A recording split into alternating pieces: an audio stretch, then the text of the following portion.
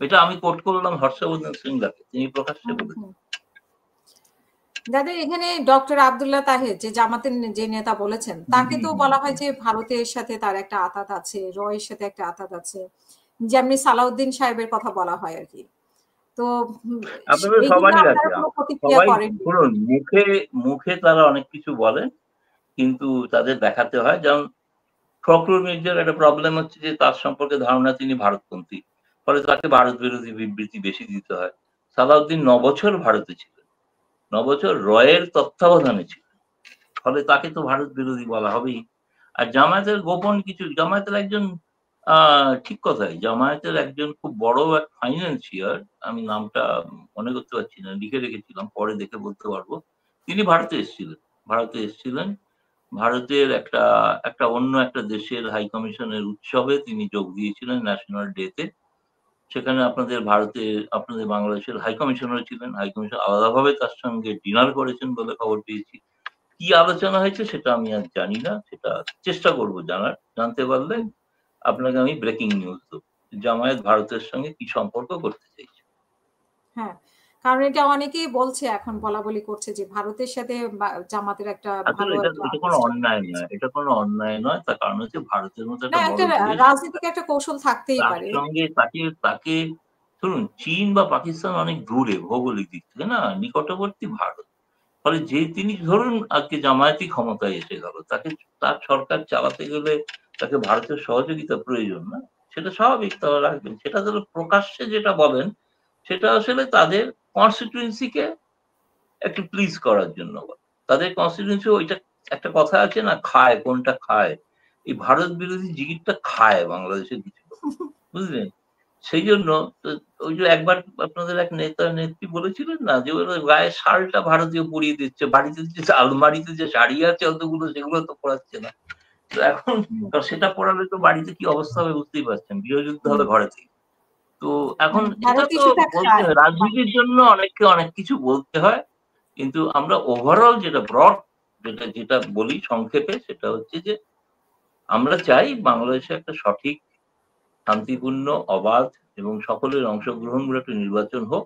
তাতে বাংলাদেশ, ধরুন ডাকসুর নির্বাচনে তো জামায়াত জয়ী হয়েছে, তাই না? ছিল। সেটাকে তো আমি এখান থেকে বসে বলতে পারবো না যে অন্যায়ভাবে জিতেছে, তাকে তো সার্টিফাই করেছেন আপনাদের প্রেস সঠিকভাবে তারা জয়ী হয়েছে। যদি তাদের এরকম ছাত্রদের মতো এখন যদি বাংলাদেশের মানুষ জামায়াতকে জিতিয়ে দেয়, তো জিতিয়ে দিলে তখন ঠিক করবে ভারত তার রণনীতি, তার সঙ্গে তো সবসময় সেটা তো ভবিষ্যতের ব্যাপার। সেটা তো এখন এখন বিএনপি যদি জিতে যায়, তাহলে বিএনপি জিতে গেলে বিএনপির সঙ্গে সম্পর্ক আবার রিভাইভ হবে, থাকবে, ভালোভাবেই থাকবে। এবং প্রত্যেকটা দলই, যেমন আওয়ামী লীগ ভারত সরকারের সঙ্গে সুসম্পর্ক রেখে চলছে, তারা তো কোনো উপায় নেই, রাখতেই হবে, তারা ভারতে অনেক বড় বড় নেতারা আশ্রিত।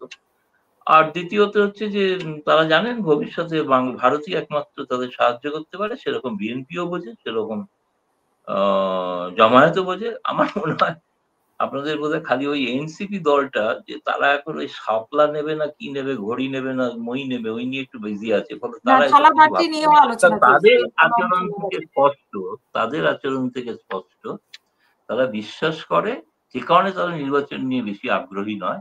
তারা জানে নির্বাচন হবে না, কারণ তাদের নেতা ইউনূস সেরকমই তাদের গোপনে বলে রেখেছে যে ওটা বলতে দাও, আমি বলে যাবো যে নির্বাচন করার চেষ্টা করছি, কিন্তু হলো না, আমি কি করবো? মানুষ চাইছে আমাকে রাখতে, তা আমি আর নির্বাচন দিয়ে কি করবো? দেখি আমি করবেন। যতদিন বাঁচবো ততদিন থাকবো ওই যে মালয়েশিয়ার প্রধানমন্ত্রীর মতো, ৯০ বছর পর্যন্ত থাকবে। কি করা যাবে? ভালো, তিনি সুস্থ থাকুন, এটা রেকর্ড করুন, সেটা বাংলাদেশের মানুষ দেখুক, রাজনৈতিক দলগুলো দেখুক, তারা যে তার ভরসায় পেছন পেছন নিউ ইয়র্কে ভিজিট, মানে পর্যটক হিসেবে যাচ্ছেন, আর এখানে প্রচার হচ্ছে তার ডেলিগেশন। এইসব বাবের ঘরে চুরি করে কোনো লাভ আছে? সবাই আজকালকার দিনে সবাই সবকিছু জানতে পারে। দাদা আওয়ামী লীগের প্রসঙ্গে একটু আলোচনা করতে চাই। আওয়ামী লীগ বিভিন্ন ভাবে হ্যাঁ, কত চেষ্টা। সময় কথা বলছি ফেসবুক লাইভ, সেরকমই কথা হচ্ছে, সেরকম কথা হচ্ছে, সকলের সাথেই হচ্ছে, সেরকম কথাই হচ্ছে যারা আছেন এখানে। কিন্তু ওরকম কোনো ফিজিক্যাল মিটিং বা কোনো নীতি, কোনো রণনীতি কি তৈরি হচ্ছে, সেটা এখন তারা আরো বেশি সতর্ক। তারা আর প্রকাশ্যে কাউকে ধরুন যদি মনে করে থাকেন যে আমাকেও বিশ্বাস করে, তাহলে আমাকেও বলছেন না, কোনো নেতাই বলছেন না, কোনো নেতাই মুখ খুলছেন না। ফলে তারা একটা কোনো রণনীতি তৈরি করছেন বলে আমার সন্দেহ। সেটা এখনো জানে, কারণ রণনীতি যদি প্রকাশ হয়ে যায়, ফাঁস হয়ে যায়, হুম, তাহলে তো অসুবিধা না তাদের তাদের রণনীতি ফাঁস হওয়াটা তো স্বাভাবিক না। তারা যখন আবার ক্ষমতায় আসতে চাইছেন, হুম। ক্ষমতায় আসতে চাইছেন না তো এটা নয়, ক্ষমতায় তারা আসতে চাইছেন। কিভাবে আসবেন যে পরের কথা। আপাতত দুটো জিনিস মানে আমি যেটা জানি বাংলাদেশের তাদের রাজনীতিতে ১ম ঢুকতে চাচ্ছেন আবার।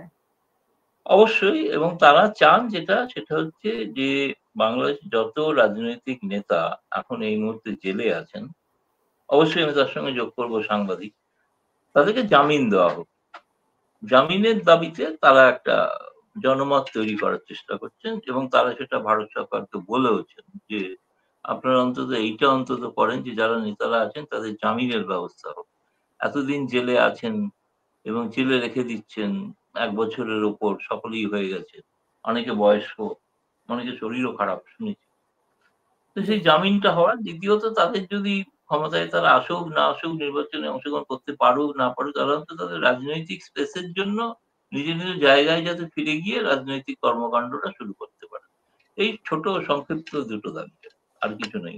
আর কিছু আমার জানা নেই।